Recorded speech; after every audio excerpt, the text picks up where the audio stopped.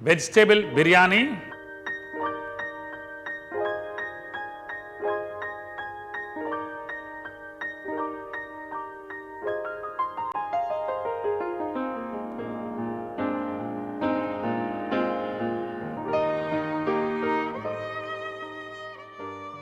My name is Chef Arpal, and this request has been coming for quite some time now. Chef, please show us how to make a good veg biryani. Now, the most important thing is, this looks little, too much. The moment I show this, people start getting afraid and they say, oh, okay, it's good that I pick up the phone, call up for a veg biryani, that's easier. But I tell you, if you can cook well, then this is like this, you can do it. I've simplified some things so that it's one step cooking for you. I've got loads of things, but the style that I'm using is Hyderabadi, okay? Very essential. And that's what is important. That's why you see in the list of ingredients, there's no tomatoes. In Hyderabad, nobody uses tomato. In a good biryani, honestly, nobody uses tomato. Let's be honest enough in understanding this first. Now, immediately, first thing I'll do is this vessel up here. I've also got a vessel here with water, I've kept for heating. Now, I'm very particular that ingredients might look little, which might put you off, but the process should be so simple that you say, okay, I can do this. Now, the vessel up here, oil in this first, okay? So at least 3 tablespoons of oil in this. Biryani does require a lot of oil, so very important. So oil in here, and next step, I generally don't add whole spices because it's irritating in a biryani to add whole spices. The moment you take a bite and if you get a small cardamom or a big cardamom in your mouth, the whole flavor of the biryani gets spoiled. So garam masala is what I use, but there's one important thing that one uses, Shahi Jeera. Now I've got 2 bowls of jeera in here, if you carefully watch this. Now you see the difference? Most people ask me, Chef, what's the difference? Now you pick up the jeera and you see, the Shahi Jeera is finer and the normal jeera is little thick. This fragrance, when you smell it, it's not strong. This, when you smell it, it's strong. But when this goes into the process of cooking, this is very powerful. Otherwise, the normal jeera is sharper than this. And I tell you, the normal jeera is little thicker. So people who asked me this now know this. Important, black peppercorn. 1 teaspoon of Shahi Jeera, that goes in. And I've got loads of vegetable here, which I'm going to add. Vegetable of your choice, carrots, potatoes is a must, which we all add, gives a nice taste to the biryani. And I tell you, people in East and in Hyderabad, for a veg biryani, they do add potatoes. 2 small potatoes cut into cubes, in they go here, less than half a carrot cut into cubes, that goes in here. A small cauliflower cut into small florets like this, goes in here. These are all raw, hence I'm cooking them first.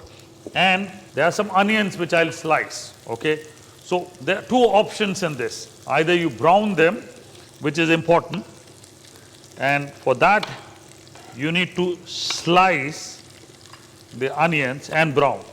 Or you can watch my video on how to brown onions. So the onions is what I have sliced. We will fry this. Now the vegetables in here. There you go. Wow. Saute them. Very important. Now, most important, the biryanis that I make, I definitely add fresh fenugreek. So a cup full of fenugreek leaves, not more. 1 cup full of fenugreek leaves, not more than that.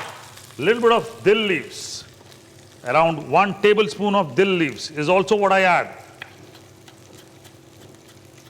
In goes the dill leaves. Now those who don't get dill leaves can avoid it. Fenugreek leaves, I tell you, if you add, definitely brings in that value. Vegetables, don't boil them.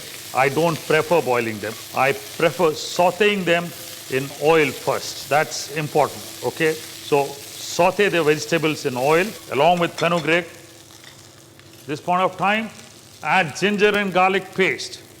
1 tablespoon and half a tablespoon. So 1.5 tablespoon of ginger and garlic paste goes in here. Sauteing the vegetable takes around 5 minutes, not more than that. To this, quickly add the rest. Now I've got some green chilies in here. Keep these onions aside. We need to brown them. Green chilies, slit them, 2 of them. Add to the vegetables. Ginger, 1-inch piece of ginger is what you'll take. Cut juliennes of the same and add this to the vegetable thing. Green chilies, ginger. Now, all the dry spices is what I'm going to add. Red chili powder, 1 teaspoon. Turmeric, 1/4 teaspoon. And I'm going to add a little salt to this. And close this whole thing up mixture now. I don't want to cook any further. That's it. Now this process, the first step is ready of the vegetables. After you close, add green peas. Then add some French beans. And don't worry about it that you've not sauteed. When the mixture is just hot, keep stirring. You want the vegetables to look nice and fresh. Okay? French beans don't take much of a time to get cooked. The whole mixture is so hot that you see suddenly when you add the French beans, the color almost changes. So don't have to add initially. After this step, you need to add yogurt. 1.5 cup of yogurt. Mix this up. The flame at this point of time is off. Remember, that's important. This is ready. To this, finally, I've got some more things to be added in this. Yes, some garam masala, 1 teaspoon of this, 1/4 teaspoon of green cardamom powder. That goes in here. Some ghee. Now, good biryani without ghee, not possible. 1 tablespoon at this point of time. Mix this up, all of them. Take some mint leaves, just some mint leaves, throw in there. Take at least 2 sprigs, big ones, and pluck the leaves, add them to the biryani. Step 1 is over, where you've marinated the vegetables, sauteed and then marinated. Lot of things there. You see, suddenly the marinade looks nice and easy. Next step, onions. Oil is hot, take little at a time. Very important, when you fry onions, open the onions up after slicing. Open them up. And then you add, okay, little at a time. Not all of them at one go, because the oil will then come out, okay? Little challenging.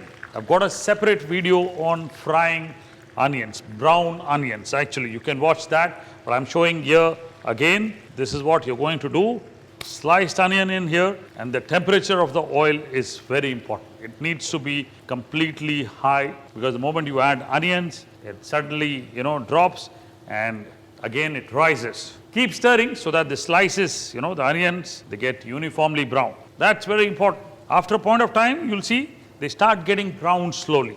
Now that is very important. You need to have a watchful eye in here. Browning onion looks very, very easy. I'll tell you what, Initially, when I used to get a chance to brown onions, when I was in a hotel, I would do loads of brown onion. And after some time, actually, after a long period of time, I would say, I got the opportunity where I could perfect it, because from the time it starts getting brown to when you see it is brown, that's the challenge. The moment it starts getting brown, that's when you start taking it out and spread it in a tissue paper like this.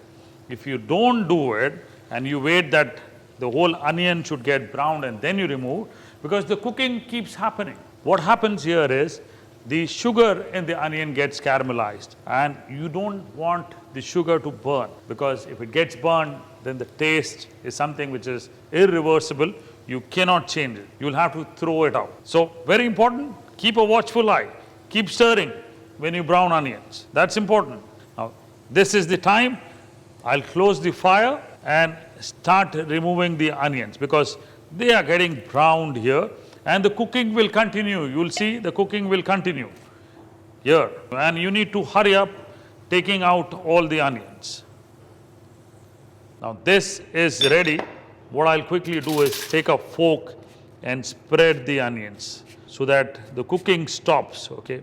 Now you see, beautiful, isn't it? As you spread, it cools up, becomes nice and crisp. The oil would be absorbed by this. Now this process is over. Lovely looking onions. See the color? Kept changing. Became a little brighter. This is out now. The oil is out. Next step. So now I've got brown onions. So what I'm going to do is add half the quantity into this mixture. Suddenly the whole profile changes. Okay, lovely, lovely, it's beautiful. And the vegetables, everything sitting in here. Very important, one thing I must share, this yogurt that I've used is little sour. But if you use a yogurt which is not little sour, you can squeeze in half a lime. Very important, squeeze in half a lime. Now to the boiling water, of course you need rice for the biryani. I've got a pot of boiling water, bay leaf, small pieces, 2-3 of them, and of course here's Shahi Jeera, 1 teaspoon of this, salt to taste, okay? Here it is very important for you to note that the salt should be adequate enough, because if the rice is not having the right quantity of salt, you will not enjoy the biryani. So what are you going to do is, after you add this salt, you take a little bit of this water.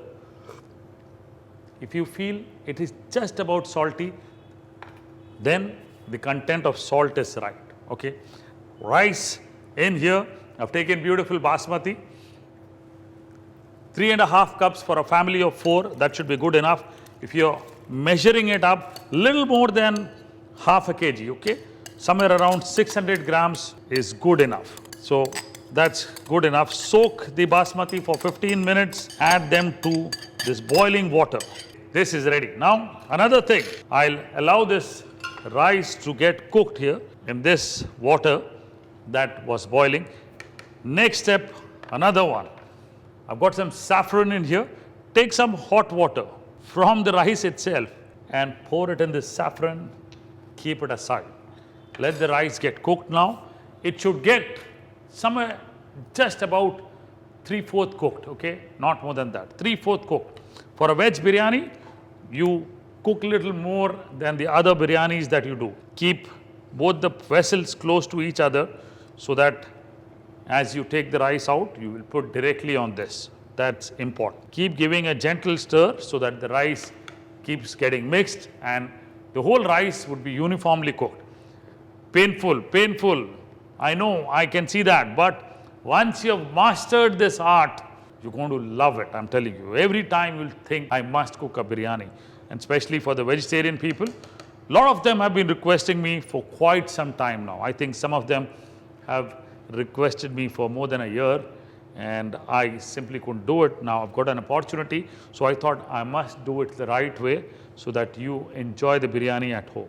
Now, as you see the rice getting boiled in here with the Shahi Jeera and Garam Masala, the grains start spreading up. What you need to do is take a simple grain like this and start pressing it. If it only breaks and doesn't press, which means the rice is not ready. Will take little more time, but not so much time that you can mix. What's important here is, as the rice is almost 60% ready, that's when you start straining the rice and putting it directly here. You don't have to completely strain the rice, throw away the water. That is what is important. So keep a watchful eye, because from this point to the time when the rice is almost cooked, I mean almost is what you require for this veg biryani, the grain should be soft. If it gets pressed, that is it. See, it's getting pressed now. So what I'll do is, I'll start taking the rice, spread it in here so that the grains will remain nice and fluffy at the end of the biryani. So very important. Whatever water goes in, let that water go in. Let bay leaf, etc. also go in. Don't worry about it. That's important, okay? Now the quantity of vegetables and the rice, generally in terms of grammage, is same. If you have taken 600 grams of rice, similar quantity of vegetables is what you'll take, or little more. Now, as you spread and cover the rice, let the other rice get cooked. This one should be less cooked because this gets steamed faster and the top layer doesn't get steamed faster. But here you need to hurry up now. Some garam masala in the middle layer here, a little bit of elaichi powder, green cardamom powder, okay, and some saffron in here. Wow, look at this, man. Look at this. Throw this saffron, spread it across, and some mint leaves. Take 2 sprigs, throw it in here. That's it. Wow. Take some brown onions, spread here, and close this flame and take the rice. Now you see, this is little more cooked than the one which I took before. Now that's what is the challenge. Now the balanced rice, you can strain completely strain it and add on top of this. So let me just strain the rice and add on top of this biryani here. And this rice completely on top of this. You need to spread the rice completely. Finally, I'll add the brown onions on top of this. Sprinkle a little more of garam masala, not too much, and the balanced saffron is what I'll throw in here. After you've added the saffron, some screw pine water, kevada is what you can add, some mint leaves on top of this, and yes, the most important ingredient, without which a biryani is not complete. Some ghee, 1 tablespoon of ghee. Take it from the sides, rotate all around, and add some in here. This biryani goes on the flame directly. Cover this up, okay? First, needs to be on high flame. Needs to be on high flame, okay? That's what you need to remember in the initial stages. Then you need to reduce the flame. Now, if you have a thick bottom pan like this, it's fine. Otherwise, take a tawa or a griddle and put it below on the gas flame and then put this vessel. Now, this should get cooked for around 10 to 12 minutes. You'll see the steam coming out. Biryani is absolutely ready and divine. You can serve it with raita. Initially, when the flame is hot, that is not more than 2 to 3 minutes. After that, reduce the flame and keep cooking. Some of them seal the vessel also. You can do that. Seal the vessel with dough. I'm not too sure whether you would like to do it at home, but if you can, it will be very good. The flavors would remain intact. Seal the vessel with a dough here and let it get cooked. This one, 10 to 12 minutes, the biryani is ready and then you can enjoy. Now, this is a little cumbersome, but I tell you, the end product is so divine that every time you cook, you'll enjoy. You'll forget that you need to do the preparation for so many things and you still think that, oh, it's tiresome. No, it is not. The end product is beautiful. This one, let me cook for around 12 minutes and then we'll have the taste of good biryani. After about 12 to 15 minutes, what you will see is this steam kind of, coming out, and you'll see that, oh, the smell is divine. And that's when you start feeling proud that I've done a good biryani. Now, very important, I must share this with you, is that there are a few steps you must know. This point of time, what you need to do is remove the lid. Oh, look at the flavor, superb. Now, you must note that the biryani should be a little dry. There should be no water. So what you can do is check from in between here. If you see there is no water, that means it's ready.